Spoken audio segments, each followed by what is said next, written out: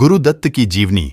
दोस्तों, आज हम बात करेंगे महान अभिनेता, महान कोरियोग्राफर और एक महान डायरेक्टर की, जिन्होंने फिल्म जगत में आज भी उनका नाम बड़े आदर के साथ लिया जाता है।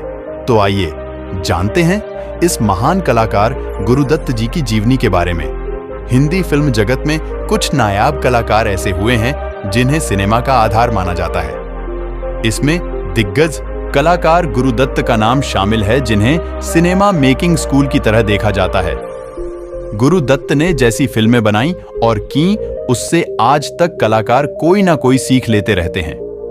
सिनेमा की पढ़ाई करने वाले छात्र छात्राओं को भी उनसे बहुत कुछ सीखने को मिलता है। गुरुदत्त एक लेखक, निर्देशक, अभिनेता और फिल्म निर्माता भी थे। उन्होंने कागज के फूल, प्यासा, मिस्टर एंड मिसेस 55, बाज, जाल, साहिब बीबी और गुलाम और 14वीं का चांद जैसी कई शानदार फिल्में दी थीं। गुरुदत्त का जन्म 9 जुलाई 1925 को बेंगलोर में हुआ था। उनकी मां वसंती पादुकोण के अनुसार बचपन से गुरुदत्त बहुत नटखट और जिद्दी थे। गुरुदत्त के पिता का नाम श्री शिवशंकर राव पादुकोण और माता का नाम श्रीमती वसंती पादुकोण है। वर्ष 1943 में नौकरी की तलाश में वह कोलकाता चले गए, जहां उन्होंने लीवर ब्रदर्स कारखाने में टेलीफोन ऑपरेटर के रूप में कार्य करना शुरू किया। कई महीनों तक वहां कार्य करने के बाद उन्हें वह कार्य पसंद नहीं आया और उन्होंने नौकरी छोड़ दी। वर्ष 1944 में उनके चाचा गुरुदत्त के लिए एक उपयुक्त नौकरी खोजने के लिए पुणे पहुंचे, जिसके चलते बहुत जल्द उन्हें प्रभात फिल्म कंपनी में एक सहायक निर्देशक के रूप में 3 साल के अनुबंध के तौर पर नौकरी मिल गई। गुरुदत्त के चचेरे भाई श्याम बेनेगल ने भी दत्त के साथ एक सहायक निर्देशक के रूप में कार्य किया और उनके प्रोडक्शन हाउस के तहत फिल्म निर्देशन करना सीखा।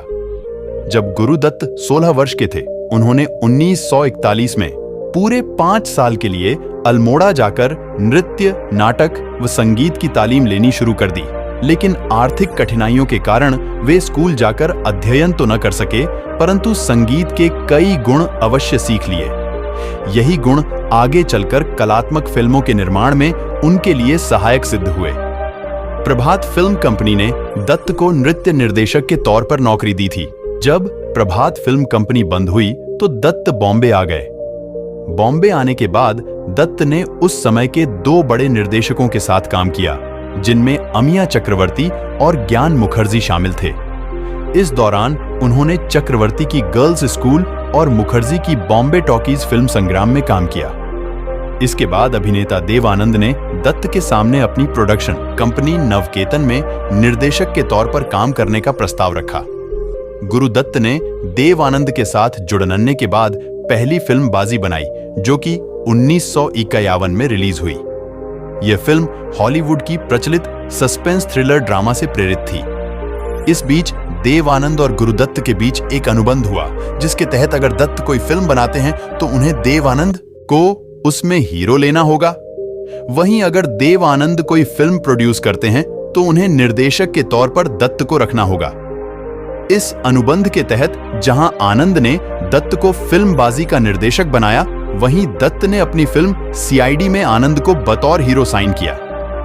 गुरुदत्त के निधन के बाद देव आनंद ने कहा था कि गुरुदत्त एक युवा व्यक्ति थे और उन्हें ऐसी उदासीन फिल्में नहीं बनानी चाहिए थीं। दत्त और आनंद ने मिलकर हिंदी सिनेमा को बाजी और जाल जैसी 2 हिट फिल्में दी, लेकिन देव आनंद के चेतन आनंद, जो कि पेशे से निर्देशक थे, के इन दोनों के बीच में आ जाने से यह अनुबंध टूट गया।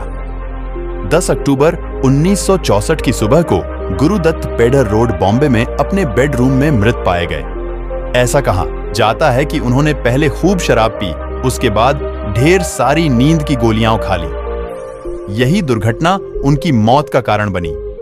फिल्म प्यासा और कागज के फूल को टाइम पत्रिका के 100 सर्वश्रेष्ठ फिल्मों की सूची में शामिल किया गया है और साइट एंड साउंड आलोचकों और निर्देशकों के सर्वेक्षण द्वारा दत्त खुद भी सबसे बड़े फिल्म निर्देशकों की सूची में शामिल हैं। उन्हें कभी कभी भारत का ऑनर्सन वेल्स भी कहा जाता है।